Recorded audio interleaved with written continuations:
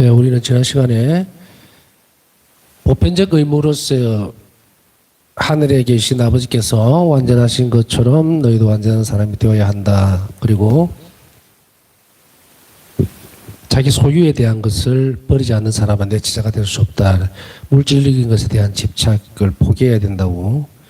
그리고 또한 우리 자신을 포기할 필요가 있다. 내 뒤를 따라오려면 자신을 버리고 제 십자가를 지고 따라야 한다. 이 세 가지만 하면은 이 부분, 이 세 가지가 이제 고행의 전부자면 그것은 아닙니다.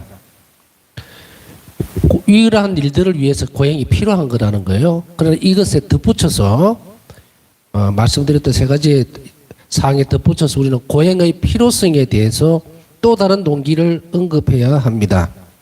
고행이 왜 필요한가? 앞에 세 가지가 이제 고행이 필요한 이유예요. 이걸 하기 위해서는 그냥 해야지 결심한다고 되는 것이 아니기 때문에. 그리고 또한 더불어서 고행의 필요성을 또 다른 동기를 또 살펴봐야 됩니다. 자, 이것은 위에 앞에서 보면 복음적 권고예요.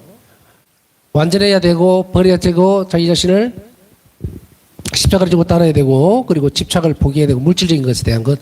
이것 이외에 복음에서 권하고 있는 이것을 위해서도 고행이 필요하지만 또 다른 고행을 해야 되는 이유가 있다는 거죠. 그게 뭐냐면 원죄 결과로 인해서 우리의 본성이 약해지고 악한 행동으로 기울어지게 쉽게 되었다는 겁니다. 우리의 본성이 기울어지기 쉽게 됐다는, 영혼이. 그러면 앞에서 이야기하고 있는 것은 어떤 부분이죠? 외형적인 부분일 수도 있어요. 물질적으로 버려야 되고 포기해야 되고 집착을 포기하는 거예요. 버리라는 것이 아니고 자꾸 이제 우리는 보면은 포기해야 된다는 말과 집착에 대해서 집착을 포기해야 된다는 것과 뭐 끊어버린다 또 버려야 된다 이런 단어의 혼용이 있을 수도 있는데 뭐 끊어버린다는 이런 부분들은 사실은 그 부분하고는 맞는 뭐 틀렸다고는 할 수 없어요. 그러나 좀 더 확실하게 살펴보자면 집착을 떠나야 된다는 거겠죠. 포기해야 된다. 포기해야 된다. 떠난다는 말은 뭔가 미련이 남아있기도 하고 뭐 이런 여러 가지 여운이 남아있는 단어인데 포기하고 딱 이런 것은 완전히 그냥 지워버리는 거죠. 물질에 대한 집착 또 자기 자신에 대한 포기. 그렇지만 원죄로 인해서 우리가 다시 살펴봐야 되는 것은 내적인 부분입니다. 그래서 어떻게 보면 고행에 대해서 보면 크게 이런 영역으로 나눠 볼 수가 있다는 거예요. 이 모든 일들은 우리 영혼 안에 정화를 위한 거예요. 우리 정화를 위해서 또 우리 자신들이 영혼 안에 하나님을 반영시키기 위해서 필요한 부분들이에요. 고행이. 또 하나는 뭐냐면 더 확실한 목적, 고행의 더 이렇게 광범위한 의미에서의 확실한 목적은 뭐냐면 그거는 예수 그리스도를 닮아야 된다는 거죠. 그래서 하나님과 일치하기 위해서 필요한 거예요.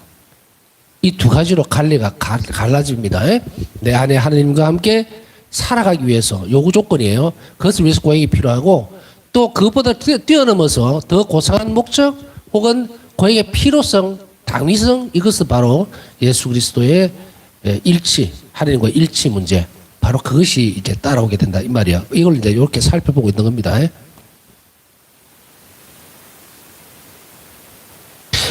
이것은 우리의 양심을 왜곡시켜 우리 행동에서 도덕적인 측면을 정확하게 평가하는 것을 어렵게 만들었다. 복음적 권고뿐 아니라 이제 복음적 권고는 예수님께서 이렇게 해야 한다 하고 우리를 이끌어드리는 거죠. 그러니까 그 부르심을 우리가 응답하는 태도로서의 고행이고 그 다음에 우리 자신들이 어떻게 돼야 됩니까? 하나님과 함께 살기 위해서는 우리 영혼 자체를 정화를 시켜야 되거든요. 왜냐하면 원죄 때문에 죄 때문에 기울어져 있다 본성이. 그러니까 이걸 정화시켜야 돼요. 고행은 이런 의미를 또 지니고 있다는 이야기입니다. 그래서 우리 본성이 아주 약해졌어요. 원죄 결과로 인해서. 그리고 악한 행동으로 다시 이야기하면 선을 선택하기가 어려워졌다는 거예요. 그래서 삐뚤어진 거예요. 그래서 악을 계속 선택합니다. 본성이 이렇게 휘었다는 이야기예요. 뭐 방향으로 보면 휘었다는 이야기예요. 그쪽으로 기울어져 있다. 이걸 바로 이렇게 셔야 되겠죠. 그리고 항상 하나님께로 갈 수 있도록 우리 본성이 그렇게 방향지어지도록 노력해야 되는데 왼쪽으로 가려고 하던 것을 오른쪽으로 돌리려고 그러니까 그 안에서 충격이 있죠. 고통스럽단 말이죠. 바로 이것이 고행이에요. 이것은 우리 양심을 왜곡시켜서 도덕적인 측면도 막 평가하기에 막 어렵게 만들고 힘들게 만들고 이렇게 만듭니다. 나아가서 우리는 십자가에 달리신 예수님의 발자취를 따라야 한다는 당위성도 덧붙여야겠다. 그 이유는 하나님께 대한 사랑이다. 자, 이제 크게 덩어리가 나눠지죠. 고행을 해야 되는 이유 자체가 왜 고행이 필요한가에 대한 부분들은 바로 예수님께서 복음을 통해서 나를 닮아라, 나를 따라와라 얘기를 하잖아요. 요구거든요. 그 요구를 따라가기 위해서 고행이 필요한 것이고, 그 다음에 우리 영혼이 원죄로 인해서 삐뚤어져 있다는 거죠. 잘못 기울어져 있다. 선을 행할 수 없게 만들어졌다. 그렇기 때문에 이 부분은 어떻게 해야 됩니까? 정화가 돼야 된단 말이죠. 하나님이 우리 영혼 안에 사시기 위해서는, 혹은 하나님이 우리 안에 당신 자신을 투영시킨다, 반영하기 위해서는 그것이 영혼이 정화가 반드시 필요하죠. 그래서 고행이 필요하다는 이야기예요. 그다음 또 하나는 또 다른 당위성은 뭐냐면 사랑의 문제입니다. 예수님을 닮아야 되고 하나님과 일치돼야 된다는 당위성의 문제가 나오는데, 이것은 어디에서 나오냐면 바로 하나님께 대한 사랑이에요. 이래서 고행은 또 다른 동기가 되는 것이 하나님께 대한 사랑이다. 고행 생활은 그 자체가 목적이 아니라 성화의 수단입니다. 고행 생활이라고 하는 것은 고행을 하는 건 목적을 두고서 내가 뭘 해야 되고, 그래서 얼마 전에 말씀드렸듯이 기도를 열심히 한다고 하면서 기도 자체가 목적이 되어버린 사람이 참 많다는 이야기예요. 안타깝게도. 그것은 잘못된 거예요. 예를 들면은 나는 하루에 4시간을 딱딱 정해져 있는 그것에 따라서 묵주기도를 몇 달을 바쳐야 되고, 딱 자기 나름대로 그냥 정석을. 그럼 물론 자신의 체력이라든지 또 여러 가지 여건을 감안해서 이 정도는 내가 기도 생활을 해야 되겠다 하고 정해놓는 어떤 틀이 있겠죠, 그죠? 근데 그게 문제가 뭐냐면 고착화되어 버린다는 거예요. 그래서 더 이상의 것을 하기 힘들게 만들어 버립니다. 자기 자신도 모르게. 그래서 전에도 말씀을 드렸지만 사회생활 하면서 여러 부류의 사람들, 참 다양한 사람들, 신앙인들을 만나봤는데 보면은 안타까운 게 이 기도 생활에서의 자유로움이라는 것이 없는 거예요. 하느님과 나와의 공간을 떠난, 제약을 받지 않는 그런 자유로움이 우리에게 있는데도 불구하고 무엇을 놓쳐버립니까? 자기 자신을 기도 생활이라고 하는 그 부분에다가 묶어버리는 거예요. 그래서 한정지어지게 만들어버려요. 그러면 이런 기도 생활을 해버리면 어디로 못 넘어가게 되냐면 말 그대로 관상 생활을 못 넘어가요. 또 더군다나 예수님께서 바울사 성령에게 요구하셨던 것뿐 아니고 우리 자신에게도 요구하고 있는 것이 뭐예요? 우리는 항상 하나님 없이 살 수가 없어요. 우리 완전한 의탁해야 되잖아요. 완전한 의탁이라고 하는 것은 24시간, 숨을 쉴 때마다 계속 하나님과 함께 살아야 된다는 건데, 이 사는 방식이 뭐냐는 이야기예요. 우리가 쉽게 이야기하면 아이고 나는 하나님 안에서 살고 뭐라고 하면서도 실제로 사는 거예요. 이게 안 삽니다. 머리로만 살고 있다고 착각을 하고 있는 거예요. 응? 산다고 하는 것은 모든 것을 공유하고 같이 한다는 이야기인데, 그랬을 때에 이 산다라고 하는 개념 안에는 뭐냐면 24시간 계속 연결되어 있다는 거예요. 어? 우리 몸 안에 혈액이 계속 보이지는 않지만, 그죠? 계속 돌고 있죠. 쉼 없이 24시간 돌고 있다고. 우리 장기들도 24시간 계속 일을 하고 있죠. 어? 물론 잘 때는 조금 이제 그 빈도수가 낮아지기는 하겠지만 24시간 계속 움직인다는 것은 이런 의미예요. 그런데 나는 24시간 하나님과 함께 살고 있다. 그는 인식을 해야 된다는 이야기인데, 24시간 하나님과의 존재 자체를 인식한다는 것은 불가능합니다. 우리의 노력으로는 불가능해요. 그냥 간단하게 뒤집어 넣으면 잘 때 인지합니까? 못하죠. 어? 끝까지 가려면 얼마나 많은 상황이 벌어져야 되겠어요. 그런데 바울사 성경은 어떻게 됐어요? 마지막 부분에서 가면 당신이 숨 쉬는 것 하나하나 전부 숨길 자체도 하나님을 찬미하는 쪽으로 가가 있죠. 이게 사는 거, 이게 하나님과 함께 사는 거예요. 그래서 바울사 성경은 어때요? 잠을 잘 때도, 너무 큰 고통 속에 있을 때도, 언제 어디서든 계속 숨을 쉴 때마다 하나님 존재를 느끼고 있다. 그것은 일방적으로 하나님 계시는구나 하고 내가 체험한다는 그런 의미 하나로 되어 있는 거예요. 의식하지 않더라도 계속 움직이고 있다는 거예요. 그래서 바울사 성경의 모든 삶이나 모든 촉각은 어디로 가 있느냐면 모든 상황들, 당신이 살아가는 의미부터 시작해서 모든 것들이 하나님께만 오로지 집중되어 있었다는 거죠. 이게 24시간이, 이게 이제 결국은 나중에 보면 이게 완전한 관상이에요. 이게 완전 관상 상태. 하나님과 함께 있으면서 늘 사람 사이에 살고 있지만 하나님과 함께 있는 거예요, 영원히. 이 상황을 이야기하거든요. 어떤 상황에서도 방해를 받지 않았다라고 얘기를 해요. 바울사성의 일기 한 부분을 여러분들 기억하시죠? 나는 일상적인 일을 할 때나 복잡한 일을 할 때에도 나는 예수 그리스도의 존재 자체에 대해서 떠난 적이 없다 얘기했잖아요. 일을 할 때에도, 생각을 할 때도, 먹을 때도, 숨을 쉴 때도 늘 내 영혼은 하나님만을 바라보고 있다. 이게 이제 점진적으로 가는 건데 의탁하는 태도가 깊어질수록 이 부분들이 같이 따라오는 거예요. 그래 영혼은 이제 하나님만을 바라보도록 방향이 완전히 지워지는데 그 과정들을 지금 우리가 배우는 거예요. 완전한 의탁 속에 살게 되면 그 영혼은 한시도 몸은 세상에 있고 눈은 세상을 바라보고 있어도 그 영혼은 항상 하나님께로 열려져 있는 거예요. 그래서 하나님께서 그 안에서 활동하시고 무엇을 원하시는지 뭘 바라시는지. 그러니까 바울사성이나 육적으로 주무신다 하더라도 예를 들면 내 안에 계시는 예수님께서 계속 살아 계시는 거예요. 그러니 어떻게 됩니까? 예, 하나님께서 사신다는 것은 기도예요. 그게 기도예요. 그게 관상이에요. 이까지 우리를 이끌어 줄 거거든요. 바울사성이는 이 길을 어떤 누구도 해내지 않았던 이 길을 우리에게 가르쳐 주고 있는 거죠. 그러면 이 중간에 단계들이 있을 건데 기도를 고착화시키지 말라는 말은 기도가 자체가 목적이 되어버리는 거예요. 그래서 내가 이만큼 기도를 아까도 말씀드렸듯이 참 많은 분들을 만나고 상담도 해보고 이렇게 넘겨보기도 하고 생활을, 물론 그분들 거의 대부분 다 돌아가셨어요. 20년, 30년씩 50년씩 기도 생활 한다고 막 하겠던 분들 이렇게 들여다보면 기도 자체에 조금 난해한 표현을 쓰겠습니다. 기도에 노예가 되어 있는 거예요. 노예가 되어 있더라고. 내가 이걸 안 하면 잠을 못 자고 이걸 반드시 해야 되고 그러다 보니까 막 졸면서도 너무 피곤해서 하지도 못하겠는데 무슨 의미인지도 모르고 그걸 반드시 채워야만 된다는 그런 강박관념 속에 살아가는 기도 생활. 그거 과연 하나님 원하시는 것인가? 이 기도 단계가 깊어져 봤자 어디까지밖에 못 가느냐면요. 관상생활을 못 넘어가요. 기껏해야 염경기도에서 그친다고요. 기도에 익숙해져 있고 기도 생활 자체가 목적이 되어버리니까 그 안에서 기도 생활의 궁극적인 목적은 뭡니까? 예수님과의 일치예요. 하나님과 일치라. 그거는 다 어디 가버리고 그것만 집착해가 있는 거죠. 마치도 어떤 표현을 쓰시냐면 여러분들 제가 한 번씩 그런 이야기를 해요. 돌잔치에 가면요. 돌잔치를 이렇게 보잖아요. 그러면은 주인공이 누구예요?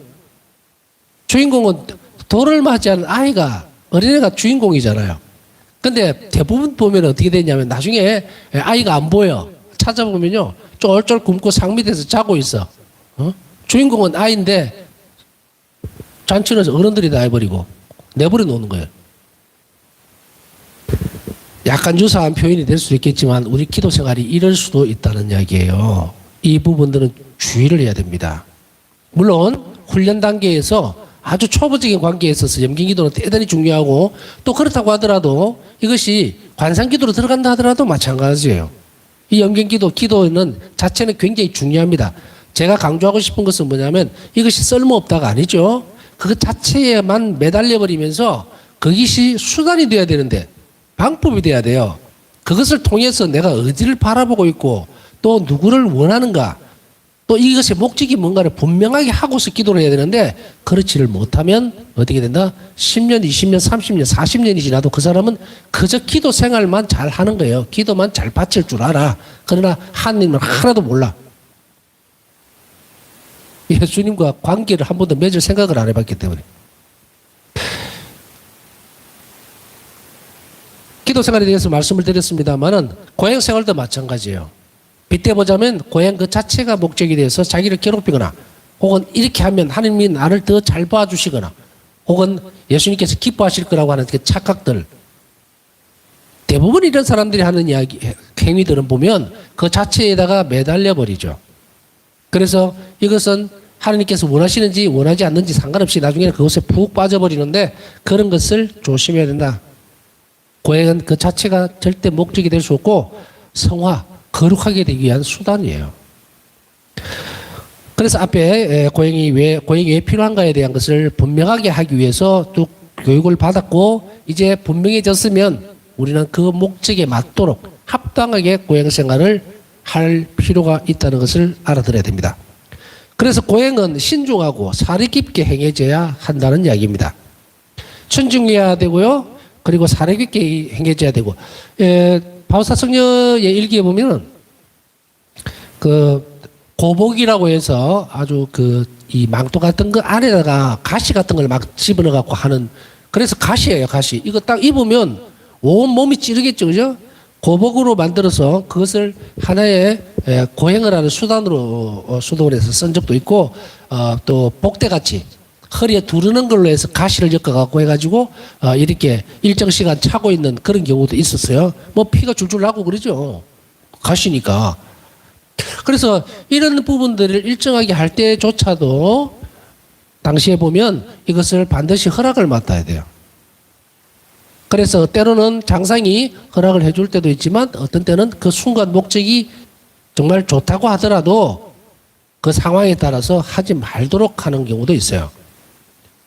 그 상태를 봤을 때 건강이 나쁜데 별로 안 좋은데 그것을 견뎌내지 못하는 그런 상황이라고 판단이 되어지면 하지 못하게 지도를 해주죠. 이 관계를 잘 알아야 된다는 말은 일반적으로는 이런 고행을 우리가 교회가 가르치는 선에서 충실하게 잘 알아듣고 실행하라는 이야기입니다. 그 말이 바로 신중하고 사리 깊게 행해져야 한다는 이야기입니다.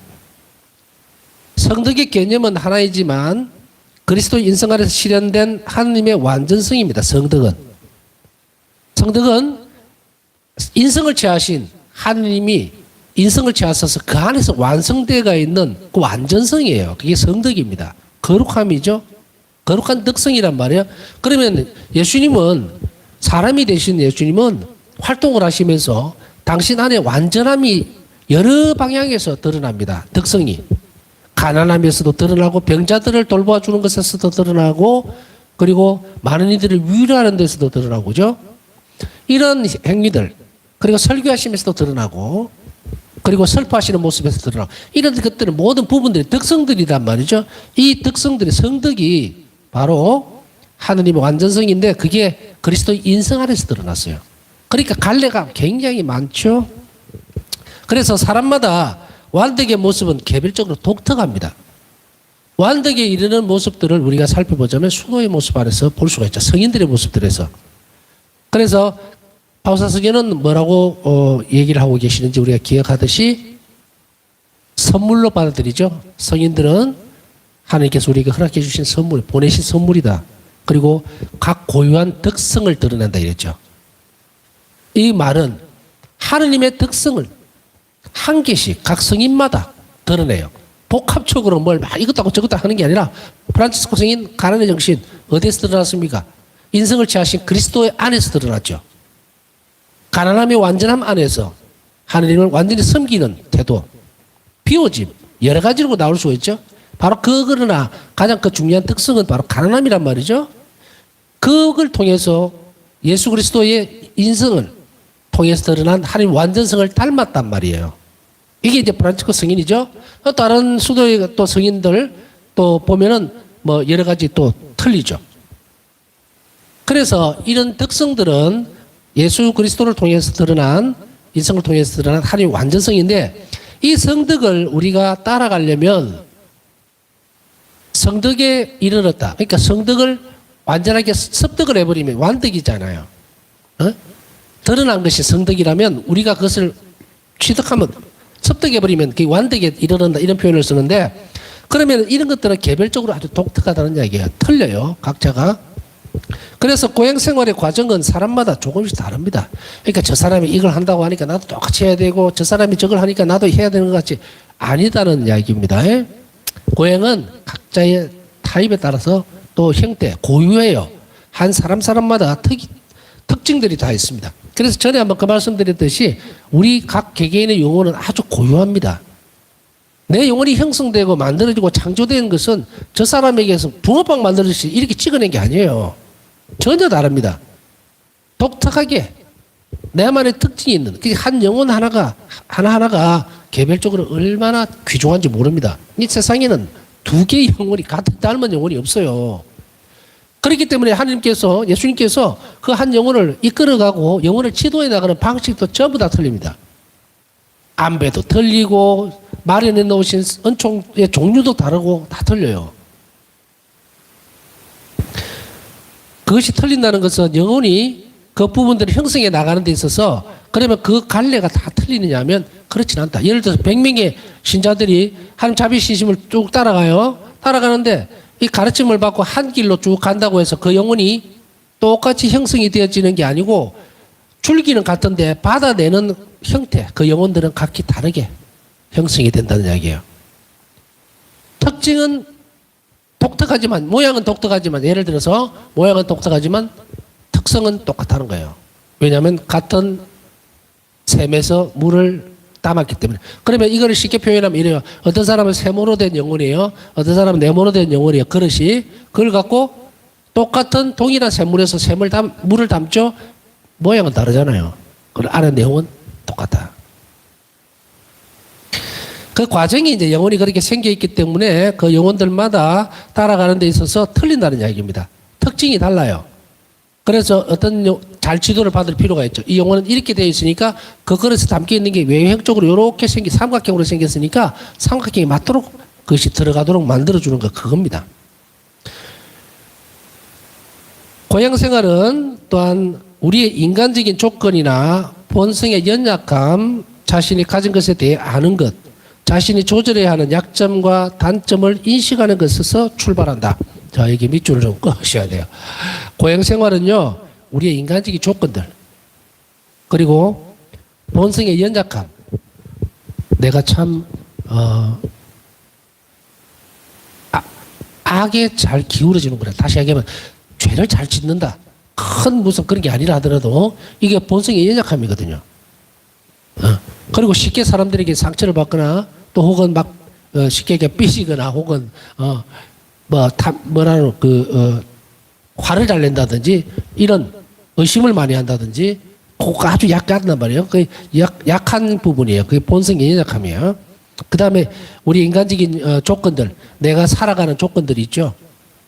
나는 지금 어떤 형태로, 그거는 뭐 자기가 어떤 지위에 있는지, 직장 생활을 하고 있는지, 혹은 결혼을 했는지, 혹은 아니면 수도자로 사는지, 혹은 혼자서 사는지, 여러 가지 인간적인 조건들을 이야기하는 거죠. 그 다음에 자신이 가진 것에 대해서 아는 것. 내가 뭘 가지고 있는지, 또 어떤 특성이 있는지, 이런 여러 가지 조건들을 이야기하고, 또 자신이 조절해야 되는 약점과 단점을 인식하는 것. 나는 화를 잘 냅니다. 깊이 생각을 못해요. 혹은 나는 다른 사람들을 잘 용서를 못합니다. 막 정말 마음 상하는 일이 있으면 정말 길게 갑니다. 이러한 것들이에요. 그 다음에 또 어떤 부분들은 자신이 가지고 있는 이런 부분들을 인식한다는 거예요. 내가 이런 조건에 총체적으로 내 상황이 이렇구나라는 것을 아는 데서부터 출발을 해야 돼요. 그게 안 되니까 고행이라고 하는 것을 시작함으로 인해서 바꾸고 고칠 수 있다는 이야기예요. 내가 뭔지 아무것도 모르는데 그냥 고행한답시고 같이 한다면 아무것도 소득이 없어요. 뭘 어떻게 하는지도 모르는데 내용도 모르는데 내가 이런 것을 고행을 통해서 이러한 것들을 고쳐야겠다. 혹은 이거를 발전시켜 나가야 되겠다. 단점이면 고쳐야 되겠고 장점이면 발전시켜 나가야 되겠죠. 바로 그런 부분. 그것을 얘기하는 거예요. 그 인식에서부터 출발을 합니다. 이 인식이 없으면 고행을 못한다. 우리는 죄를 피하고 우리 안에 뒤틀린 것을 바로잡으며 과도한 열망을 억제하고 충동을 조절하여 약화시키는 일을 시작해야 한다. 여러 가지 부분들에서 이 부분들을 시행해야 돼요. 나는 탐욕이 너무 많고, 난 식욕이 너무 많고, 어떤 음식에 대한 집착이 너무 심하고 이런 것들을 참 다 고쳐야 되는 부분들이에요. 그것을 인지하고 나서 그 다음에 이것을 약화시키는 일부터 이걸 조절하는 일부터 시작을 해야 됩니다. 그렇지만 고행은 우리 인간성을 파괴하는 맹목적인 억압의 문제가 아니며 타고난 성향을 완전히 없애는 것도 아니다. 우리 성향을 다 바꿀 수는 없어요. 완전히 없애는 것도 아니단 말이죠. 그렇지만 또한 우리 인간성을 파괴한다는 것은 뭡니까? 인간성을 파괴한다는 게 무슨 의미인지 우리 알아듣죠? 너무 억압을 하거나 너무 그렇게 막 예를 들어서 한 대상에 대해서 자신이 정말 강압적인 어떤 부분에 있어서 나는 이러니까 좀 더 고생을 해야 돼. 난 좀 더 뭘 어떻게 해야 돼. 이런 식으로 막 눌러버리면 인간성이 파괴가 돼요. 절대로 그렇게 하면 안 된다. 내 자신이 하느님을 향해서 가는 데 있어서 내 영혼이 본성이 비틀어져 있을 때 그걸 바로잡기 위해서 하느님을 사랑하는 데 방해가 되니까 그걸 고쳐야 되겠다라고 하는데 힘들단 말이죠. 바로 그런 선택하는 것. 그것이 바로 고행이다. 그렇지 않으면 우리는 아주 삐뚤어진 상태에서의 잘못된 고행이나 혹은 사람이 피폐해져 버립니다. 이건 큰일 나요. 이런 고행은 쓸모없는 거다. 단지 자신의 단점이나 결점들, 본성적인 삐뚤어져 있는 상황들을 바꾸고 싶어하는 열망들, 그것은 뭡니까? 하나님을 사랑하기 위해서요. 하나님을 더 알기 위해서, 일치하기 위해서. 목적이 분명해졌죠? 그렇게 하고 나서 이 일이 진행이 돼야 된다는 것이. 그때야 비로소 아주 작은 일이라더라도 그게 고행의 가치를 지닌다는 이야기입니다. 고행은 우리가 열망하는 대상과 목표를 보다 높은 차원으로 바꾸고 끌어올리는 것입니다. 고행은 우리가 열망하는 대상과 목표가 뭡니까? 하느님이죠. 이 고행을 해감으로 인해서 우리는 뭐다? 예수님을 닮아요. 그래서 아까 이야기했듯이 두 가지로 특별히 이렇게 갈라볼 수가 있어요. 하나는 내 영혼의 정화. 그렇게 함으로 해서 하나님께서 내 안에 사실 수 있도록, 그리고 삐뚤어진 본성을 고쳐나가는 이런 모든 것들이 일단 나에게 해당되는 부분이에요. 그 다음에 두 번째는 뭐냐면 내가 그 일을 스스로 해나감으로 인해서 고행을 선택함으로 인해서 어떤 요구에 부합해지느냐 하면 예수님을 닮는다는 거예요. 그래서 예수님께서 고행을 통해서 십자가를 통해서 당신 자신으로 가까이 오라고 우리를 이끄는 그 방식을 우리가 보고 삶의 양식을 그쪽에 맞추어 가는 것. 이 두 가지가 같이 병행해서 가야 된다. 이게 고행이다.